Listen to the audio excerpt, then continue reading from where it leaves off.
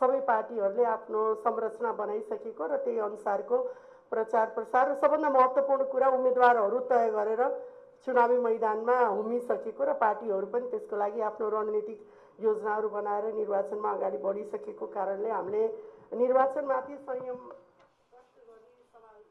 लाग्दैन। केवल निर्वाचनको वातावरणलाई तयार गर्नको लागि राजनीतिक दलहरू चुनावी मैदानमा गइसकेको, सरकारले त्यसको वातावरण तय गर्ने जिम्मेवारी मलाई लाग्छ सरकार र निर्वाचन आयोगको हो। हामी धेरैचोटि चुनाव लडिसकेको अवस्थामा उम्मेदवारले त्यसको अपेक्षा चाहिँ सरकारबाट पनि गर्छ, निर्वाचन आयोगबाट पनि गर्छ। यसका मलाई चाहिँ उहाँहरूको जिम्मामा अब गइसकेको छ। औपचारिक ढङ्गबाट तयारी भनेको निर्वाचन आयोग र सरकारले नै गर्ने हो। र यहाँ धेरै कुराहरू भन्दै जाँदाखेरि उहाँले धेरै कुराहरू उठाउनु भयो। निर्वाचन पश्चातका धेरै प्रश्नहरू, संविधान संशोधनका विषयवस्तुहरू। यो संविधान संशोधन निरन्तर एउटा संवादमा जाने प्रक्रिया पनि हो।